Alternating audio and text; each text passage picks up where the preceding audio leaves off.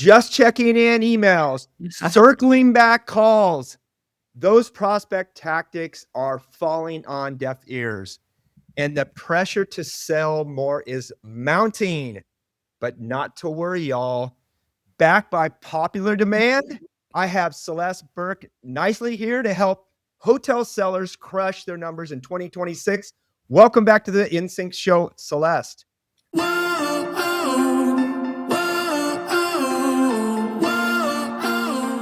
So excited to be back. It's hard to believe that we met on LinkedIn, I think 3 years ago this month. And here we are building a business together, but we'll get into that. So happy to be here and share some insights on what is working, what is not, and how we can change our mindset around getting more eyeballs and more conversations in this new digital age and not being icky doing it. Ooh, exactly.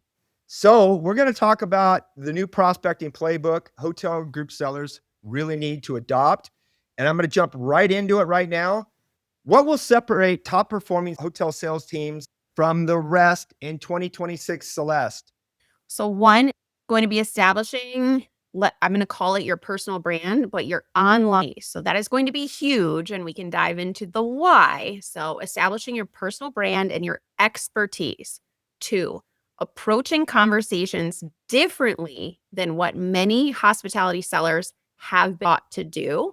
And I think the third one is actually detaching from an outcome and starting conversations, getting in community, showing up where your buyers are. And that looks a lot different than it did even post-COVID. We talk a lot about the difference between a salesperson versus a trusted advisor. I think a lot of hotel sales teams beginning to realize not everybody is a experienced meeting planner. In fact, we're finding up for some of our hotels, now that we've optimized them for some direct group business, they're getting a lot more inbound directly from the website early on. And it's building that level of comfort with somebody that's never planned a meeting for. It is the most stressful position. I can only imagine if somebody says, hey, Celeste, I know you don't know anything about meeting planners, but we have a key kickoff executive sales call coming up. Can you please find us a venue in Denver? And you have got no experience. Could you imagine the anxiety and the pressure that comes with that? So that catalyst between selling an empty space versus hand-holding somebody to walk them through an experience is going to be paramount. Would you agree? Agree. And sometimes it involves taking our seller's hat off and actually putting ourselves in the buyer's shoes. So I'm going to use a random example that's coming to the top of my head. But imagine going into a shoe store and you're looking for a shoe type, but you don't know what is going to be best. Maybe it's for a sport. And that person comes up to you and says, here are all of our shoes. These are the features. What color are you looking for? What is your size? Okay, I'll bring some out. Versus someone who says, wait a minute, I definitely want to understand a bit more, having done this sport myself or come up through sports. And they start asking questions about, are you prone to injuries? What are you using this shoe for? How often are you on your feet? Like all of the things that are going to help them to determine the kind of support and also things to stray away from. The difference is that salesperson understands their buyer's world. They've actually done the sport before. They've read about it. They've studied the foot. They know the foot placement. Sometimes, they have the treadmills and they can assess all of that. The green seller has never been exposed to the buyer. They can tell you all about the shoes, the products, the features, the functions, but they don't know about the buyer's world because they've never been taught to get really curious about why doesn't even need a shoe in the first place. And so I think this happens in hospitality. I remember coming in as a first-time director of sales, and it was just RevPAR, ADR, right? It's learning all of the hotel lingo. You know what I didn't get training on? The buyers, the verticals. What is a day in the life of an association planner? What KPIs are they responsible for? What are the metrics they're held accountable for? When someone has a charity event, what is the outcome that they're driving to? What makes up the charity event? Is this membership? All of that curiosity. And this is still lacking. And so often sellers just come at it from the product lens and it totally goes over that novice planner because they're looking to you for the expertise, and you're just throwing them the product or what your hotel can do without understanding what they're trying to achieve or helping to co-create a memorable experience for them. So I think that's where this miss has come from. And if we don't change that, the buyers do a lot of research. They're going to push away from features, product, all of that, the features and functions, rates, dates, and space, because you're not showing credibility by understanding their world. And I'll give you an example. I have to do this every single day. And I wear two lenses here. I sell the methodology Gap Selling, and I'm also a co-founder in Sales on Tap with Cory and Susan.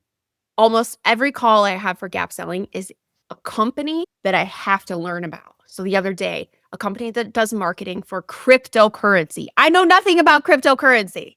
So I quickly have to go and use an AI agent to help me understand more about the buyer so that when I show up, I am credible through my questioning and understanding of their world. I did this yesterday with a water company. I know nothing about water and Legionnaire's disease, but I can tell you in 20 minutes, the guy said, wow, our sellers don't ask this level of question that you just got to.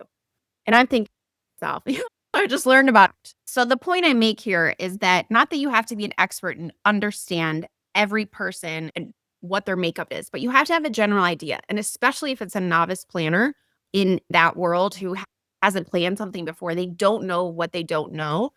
You, as the expert that can help guide them. And if you just got a hospitality role and you have no clue about any of that and you don't think it's your job to know, that is a real disconnect, because AI in 5 minutes can help you up level and upskill your understanding of your buyer's world. We call it buyer acumen. So I do think that is a huge shift that sellers have to have these days, because so much research is being done ahead of time, and a novice planner can go, and even a seasoned planner can go to AI if they don't find you, if you're not answering the public, if you're not credible, if you're not providing value, if they don't view you as a trusted advisor or a consultant, somebody else will. They will see somebody else in that light.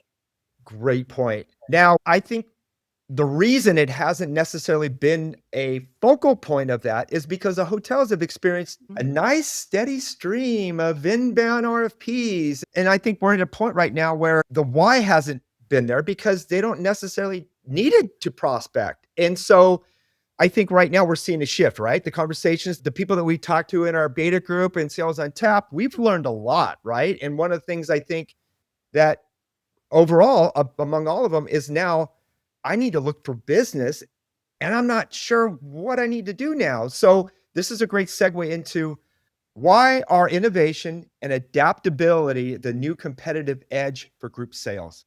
Adaptability and innovation, so much is changing around us. And usually the hospitality industry is a laggard, just is what it is. They're late to adopt, they're late to shift. But what is happening is the buyers are shifting and changing.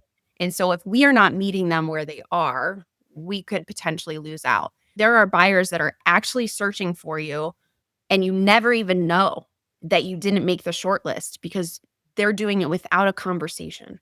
So if they don't see you online, if they don't know you or feel like they trust you because you're putting out value, you're answering questions, you show up all the time. Someone says to me, like, I see you everywhere. Not really. It's just that I put myself out there. Is it uncomfortable? Sometimes, but it's that comfort level that grows, that I know the more time somebody sees me, the more it registers of, oh, she's credible. She drops value. She's not asking me for business. I'm going to think about her. And so those conversations are happening behind the scenes and often with an AI agent and chat.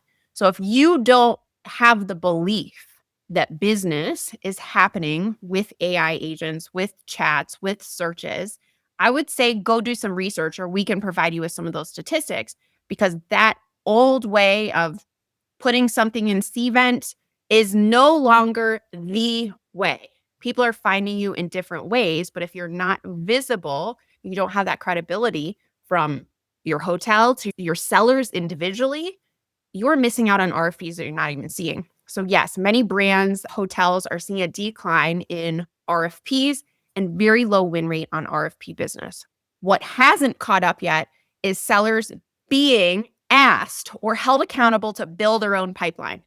There's hardly any other industry out there that exists like hospitality where you don't have to build your own pipeline and you're held accountable to it. It's a metric you have to hit. You're not paid if you don't hit it. So I think that lagging piece hasn't caught up yet, but I do see that coming. And we're seeing with business development roles that are now coming to market in hospitality, where they are strictly being goaled against going outbound to build pipeline, to start conversations, to book meetings.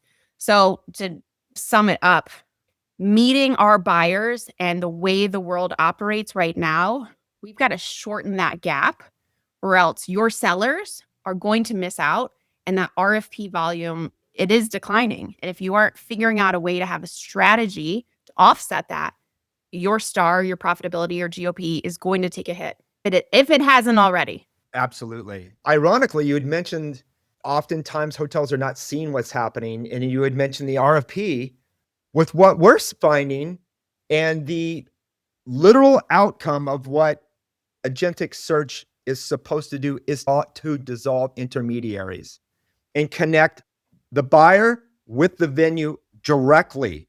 So many hotels are not seeing that thread. They still think of the traditional model of submitting an RFP and waiting. But I don't know about you, nobody's waiting. The planners are saying, 60% of them are already sourcing venues. Cory, the 5-minute meeting planner, did it in Denver. If I can do it with no expertise and run my own prompt and shortlist my own venues, not have to fill out any RFP form. And as I just mentioned to you earlier, Cvent's own numbers say anywhere between 50 and 80% are not even being sourced by professional planners anyways. They're not using a traditional intermediary. They're not using an RFP.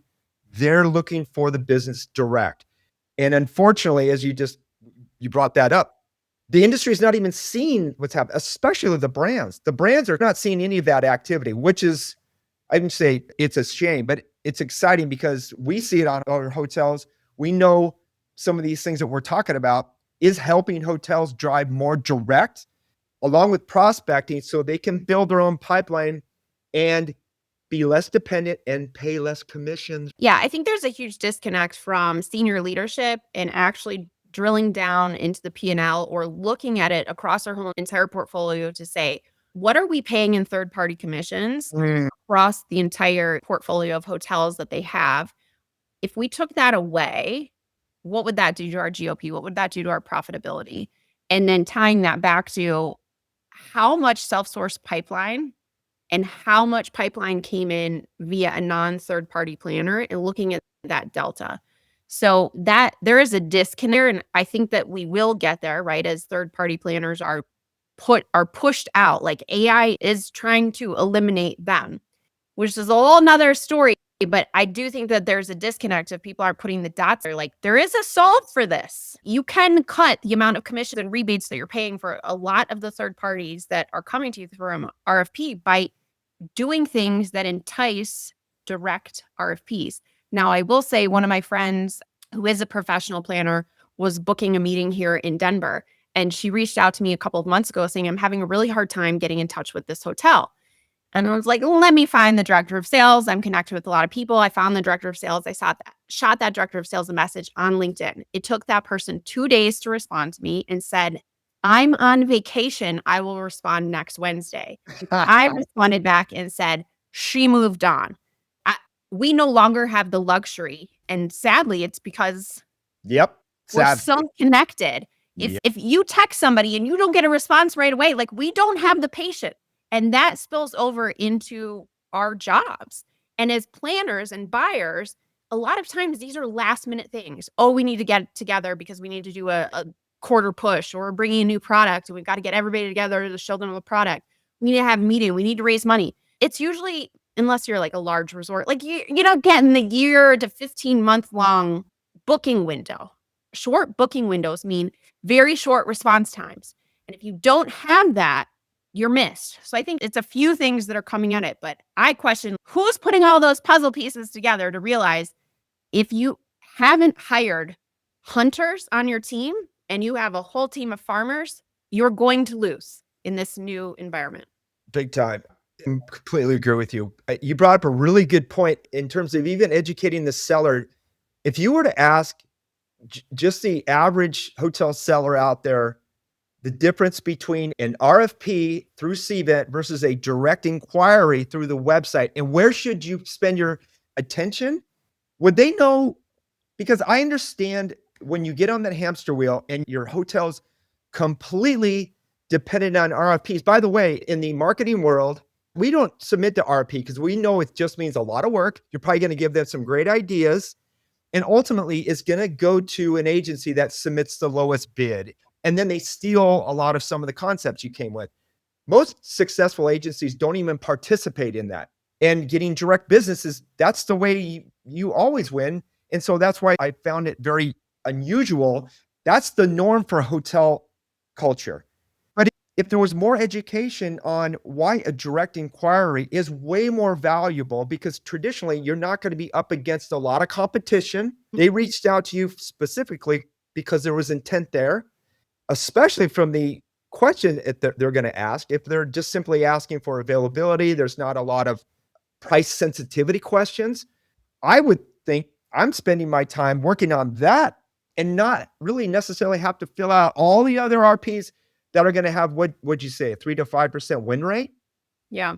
So here's why. You cannot, as a seller, influence the sale in an RFP business. Rarely, because there isn't a two-way dialogue. It's Exactly. usually a blind RFP. Do Yep. not contact. Sometimes you don't even know who the organization is. You just know like the industry or the category because you're going through a third party. As a seller, when you can help shape decision criteria, you can have back and forth dialogue, you can dive into what we call discovery and really get to understand what are their desired outcomes? Where are they now? What are they hoping to change? Why is this meeting so important to them? What are the criteria that they're going to use to evaluate the success of this meeting? If you can't dive into that, you do not influence the sale. Credibility, understanding their world, the two-way dialogue, being able to show value or how you've worked with others who had a similar challenge, overcome. Like you don't know any objection that they're going to give you. You're not able to overcome it or help shape it. We, from a gap selling lens, do not participate in RFPs. So I got one the other day from a major brand and I'm like, I cannot fill this out. And here is why. And then I listed about 15 things that I have no clue on. And then I sent them an ebook. This is this value piece. How not to product buy sales training. Boom, the ebook. And you know what I got back? We will meet you for a discussion. I had that call. I have the details in order to be able to shape my response. And guess what? Most likely, other vendors did not even ask for a call. They're just going to fill it out. Now I actually have the VP of sales. I messaged him the other day. I sent him a book. Like I have a direct conversation going. I'm able to influence that. I asked for their decision criteria. That's the difference. And if you think that your job is to respond for RFPs, I'm going to tell you, and I know people aren't going to want to hear this and I may get bashed for this, you will be out of a job because AI is going to respond to RFPs in, I don't know, 10 months, 18 months, 6 months, 3 years, it is coming. So your value to an organization is, can you bring in pipeline? When an opportunity comes in, can you help them to differentiate why your property, why you versus somebody else? And if you cannot do that, you may want to think about moving into a different role in the hotel because most of the RFPs are going to be responded to by a bot because that is busy work and that is a very low level win rate versus what Cory said, when it's direct, they may have only reached out to 2 hotels versus an RFP that goes to 30. And would it be also safe to say that in those typical situations, price sensitivity is secondary and not the primary driver, which it is typically with an RFP culture, correct? Because Yeah. like you said, you don't have the ability to a two-way dialogue. There's no value there. The lowest price wins. I'm in a deal right now where the last 4 calls, I've been told you're 3 times higher than everybody else. It's not apples to apples. Like I have to drive them back into, you said, this is where you are. This is what you're trying to accomplish. This is your gap. These are your root causes. Aligning a vendor that can help you solve for that. And maybe it's a location issue. Maybe it's transportation. Maybe it's unique needs of the vendor. If you don't have that dialogue, you have no way to show them how you can uniquely solve it better than anybody else. And yes, then When I go to a store and I see mac and cheese and it's the generic and the whatever, and I'm like, they taste exactly the same, I'm going for the one that's 50 cents less. Big time. Absolutely. So I know we've drilled down pretty deeply into the what and the why. Let's get to the sizzle part, right? Let's talk about some things, how teams can modernize their prospecting and build relationships so they can win faster. And by the way, more repeat business. We even talk about the lifetime customer value. Yep. So much Yeah. easier to rebook a piece of business that's had a great experience there than starting fresh from scratch. Yet, for some reason, that concept is not brought front and center in hospitality, and it should because it's an experience. So, Yeah. let's talk about modern prospecting, Celeste. What you got? So all this is not supposed to be doom and gloom. I'm often told, Celeste, you bring a very realistic, and it's not meant to scare anybody or that AI is taking our job, that we're not valuable, and that this industry isn't booming and there aren't opportunities. There are. The shock factor, because I had to go through it when I left in hospitality and came out into my own in a whole different world, is we have to shift our mindset. Are we willing to make the changes to meet our buyer where they are in today's modern world? You have to be able to answer that question. Are you willing to do it? Are you willing to get uncomfortable and have your team get uncomfortable? Are you potentially willing to change the comp structure, to change by their sales activity to actually something that's outcome driven? And are you potentially willing to hire differently, potentially a full-time hunter, people on your team that are going to help you drive pipeline? So when we look at prospecting, anybody can do it. Even the most introverted person, which I will tell you, I'm an introvert by nature. Do I wake up every day and I'm like, I love prospecting? Heck no. Have I come to a place where I can do it and detach from the outcome, which is a major part of module 1 on Sales on Tap, is really detaching from the outcome and changing our mindset around it so that we don't take it personally. People are going to say no all of the time. We are going to hear no more than we hear yes. You have to be okay with the no's and just rolls right off. Because I'm like, I'm one step closer to a conversation. At least I'm trying. So the shift in prospecting is taking off the seller's lens of, I'm trying to sell you something. We're not sending them need date calendars. They don't even know what that is or why it matters to them. We're not sending them a brochure. We're not talking to them about the latest happy hour at the hotel and come to our rooftop. That is through a seller's lens. So when the basics of prospecting is, can I start a conversation? Can I get a reply? And can I start a conversation? And when we start to shift and look at what is our buyer talking about online, what matters to them, what may I have that can actually add value to their life so that they start to think about me, you start to show up as a freaking helper. And that's how I look at prospecting. Like, I'm trying to help somebody. They may be here. I'm trying to help them get here. If they choose me, that's great. If not, if they choose somebody else, they'll probably remember me. So that is hopefully the takeaway that you can get. Like, we can get into the nitty gritty of that, but it is really shifting the mindset from a seller's lens to, how can I help a prospect or a buyer achieve something, think about things differently so that they remember me and I'm able to show my credibility. That's a wonderful reframe. Putting my seller's hat on, and I'm not by any means comfortable in cold prospecting either. And when I used to do it, it was cringe. It was demoralizing.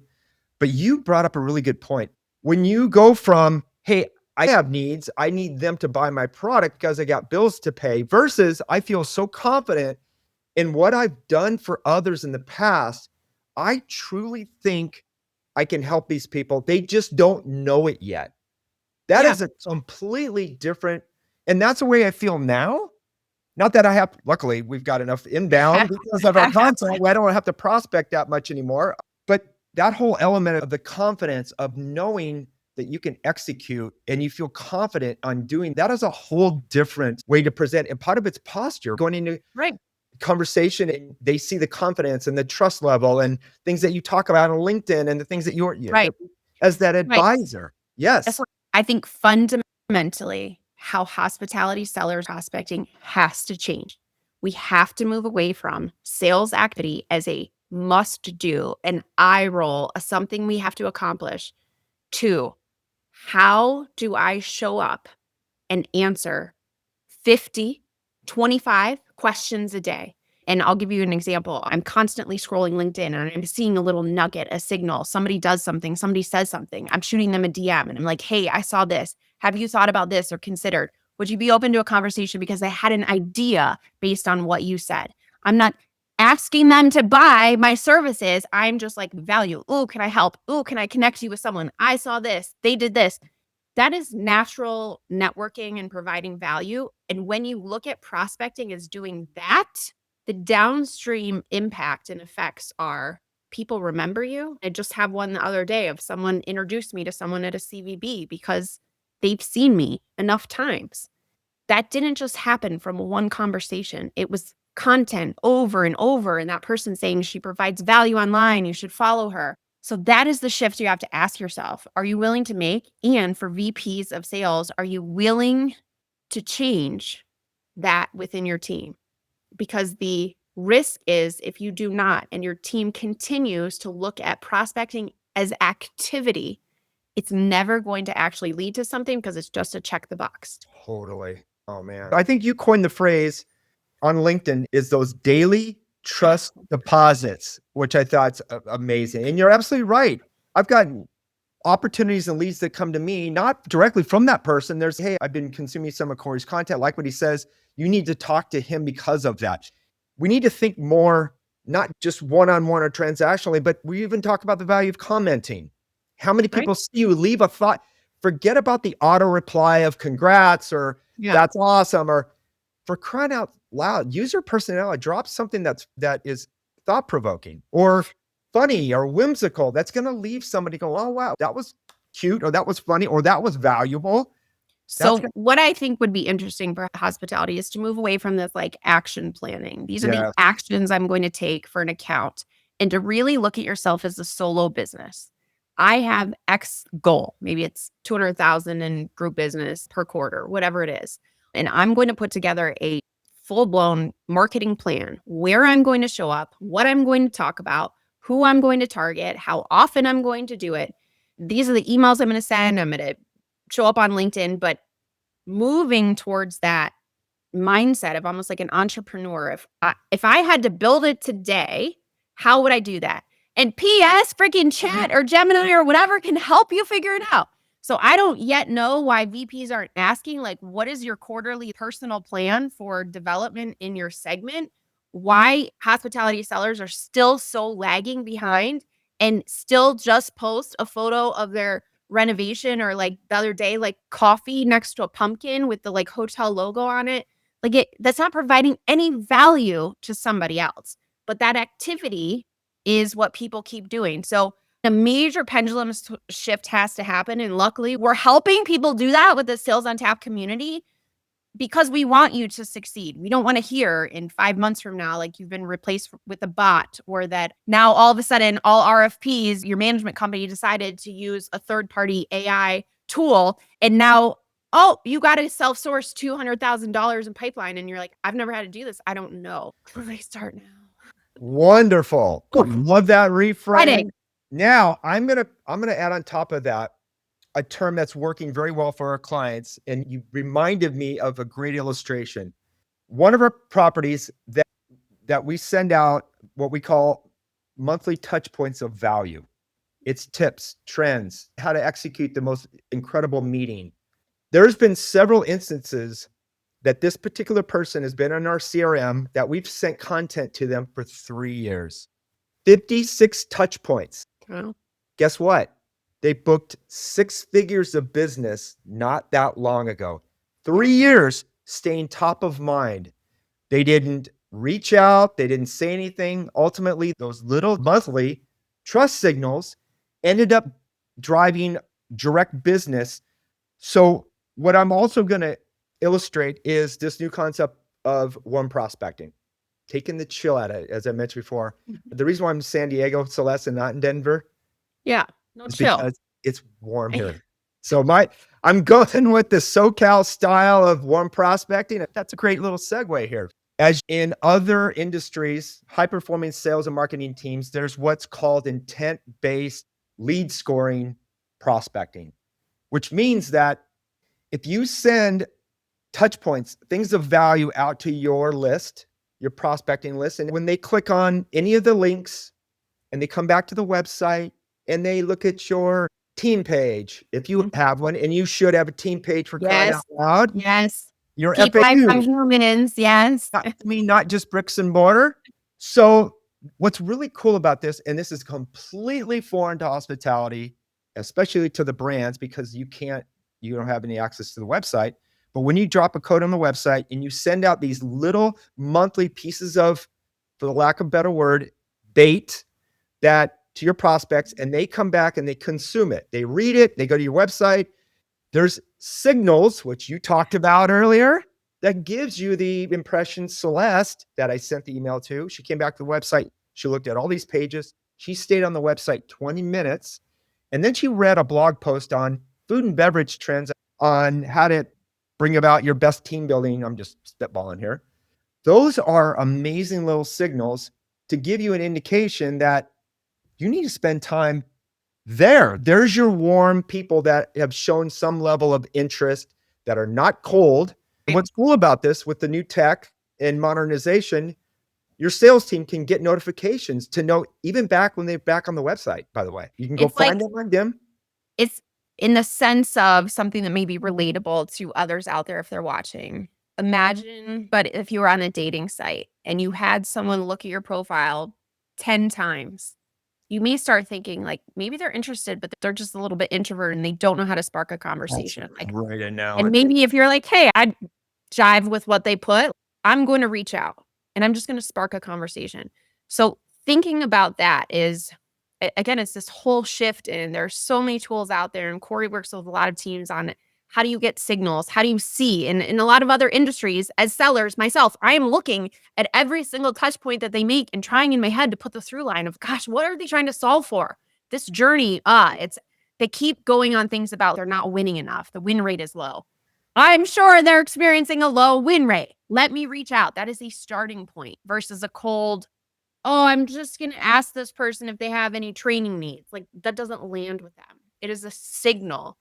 But I can't say that hospitality is like using that yet. And there are so many breadcrumbs out there. We don't have time to go into today. We go into it in the community. Like, we will help you and hold your hand with what people are talking about in communities, the questions they're asking, on comments on LinkedIn posts, like a little phrase that they say, you can pick up on it and start a conversation. So when Cory's saying warm, you can create that. And it makes it so much easier. And this is a great segue into this little added bonus question I'm going to ask for you, because you mentioned sales training. How will continuous development of programs keep teams future ready anyways? Because it's usually been a one and done type of scenario. Yes. So I actually have some statistics. I had it in front of me, but I was talking with Keenan about it last night. The one and done sales training is dead. Done. It's done. And the reason is because adults, we typically don't learn and absorb and apply that way. So there's something called Ebbinghaus forgetting curve that typically after 7 days, if we have not applied it, if we're not using it in practice, we have forgotten it. So what happens is we miss out on this like long tail of embedding and reinforcing.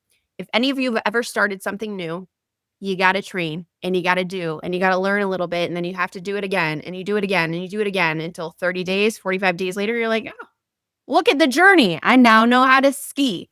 You didn't do it one time. You didn't take one ski lesson and now you know how to ski. The same with training. It doesn't work that way. So this concept of thinking that you are going to drive a massive outcome from one dopamine hit from sales training is missing. It lands flat. So the approach, and Forrester actually has some statistics on here, that training without any reinforcement, don't invest. If there isn't, I think there's only like a 22% retention. So imagine if you dropped $100,000 for your team to come to a leadership conference and you had all these speakers and you had someone do a training and you didn't have any retention after the fact. 22% retention. That means that you have a 22% return basically on your investment. If that, like, none of us are going to do that if we don't see the pull through. Training with retention, 78% they see. So there's a lot of statistics out there. Again, it's why we are flipping training and development on its head and bringing something that has not been done out there, because we realize it is the doing, it is the practice, it is the dirty reps at the gym, like getting the form and figuring it out. It is actually going to change the behavior to change the metrics of your sales force. Wonderful. And to round that out also is, as you had mentioned, things are evolving so quickly. I use this stat all the time. 80% of what was sales is now marketing because of most of what we talked about in this session. We're going to bring in and teach teams how to leverage their marketing team and help accelerate their sales because most of it's DIY right now. And we can help bring that warmth to your cold outreach, not make it cringe. And as we had mentioned on our video, training that's actually fun, right? Gamified, maybe a few other things that are a little bit different to traditional sales training. And you've done traditional sales training, right? So it's not like I continue to do it, except I ensure like a tail end. Like I'm going to work with you. How are you changing? How are you holding people accountable to? What does this look like? There has to be ongoing support and reinforcement, or else it falls flat. And then that's wasted dollars. So our new concept is a very low barrier to entry because we want everybody to have access, but it is ongoing. So we never leave. We never go away, but it is timely and relevant. So for example, with like I'll give you one, the federal government shutdown. I would assume many hotels that have federal government business or federal funded business saw that business go away. And now we don't know what to do. The brand, I haven't seen the brands talking about it. So where do you figure out as a seller, like, how do you pivot? Sales on Tap would have been available the next day or the next day to bring in people who are talking about what you can do to backfill and not have such a heavy reliance on federal business. What else can you be thinking about? So that's what we mean when it's like, we're keeping up with the trends. We're bringing training that is relevant and timely to what is happening in the market out there. And just like we've seen, shifts in AI happen like every month. There's a new shift. We will be bringing that to you. So you always have learning available, and it is affordable. Love that. Coming soon. And we're in the middle of filming right now. Super excited. Every time I edit one of the videos, I get really pumped up. It's going to be awesome. So before we break here, by the way, Celeste, can you tell us where to find you and maybe a little bit of what you're up to right now? Obviously, I know a little bit about what you're up to right now. Yes. So you can find me on LinkedIn. Celeste Berke is I'm always wearing red. So if you find me, that is me. A little bit of what I'm up to right now, building out the Sales on Tap community. Again, it's a brand new concept. It's bringing affordable training that's always ongoing. It's never off. It is a hybrid. So there's online training and there is live access to have your questions answered, plus a whole other peer support and a community to get real-time questions for your sellers. So we have that build out. It'll be live in about 30 days. We're excited to kick off with a couple of management companies. If you're a management company that doesn't have ongoing training, you have no access to an LMS, let's chat. So that's what I'm working on in addition to carrying a full pipeline, prospecting, and managing a 6.5-year-old who's spicy. I still have 2 spicy ones. You got a long future of that. By the way, that sounds so intriguing about Sales on Tap. Where can you find the community anyways, Celeste? SalesOnTap.Community. Just a Wonderful. easy website click. But yes, stay tuned in the next little bit. We have some amazing beta students, our VIP group that went through that. And I can tell you, every single one of them, when we asked them during live sessions, said, I've never seen this. I didn't know this existed. When we're talking about how you prospect on LinkedIn, how you use AI for modern prospecting, like minds were blown. So if you have doubts, we're happy to do a full discovery with you and talk about what that can look like for your team. But I guarantee if you're focused on elementary training that is not exposing your team to how to prospect and build pipeline, the reliance on RFPs is not going to help you with increasing your RevPAR, ensuring that you have group-based or corporate account-based business moving into 2026. Boom. Love it. Awesome. Great conversation, as I knew it always is. This one in particular was exceptional. So I thank you for your time. I can't wait for another section. I'm sure prospecting is going to be always up front and center. In fact, maybe we can do some more smaller segments that dovetail on Sales on Tap. That actually I just thought about that. So we'll do more and we'll see you on LinkedIn.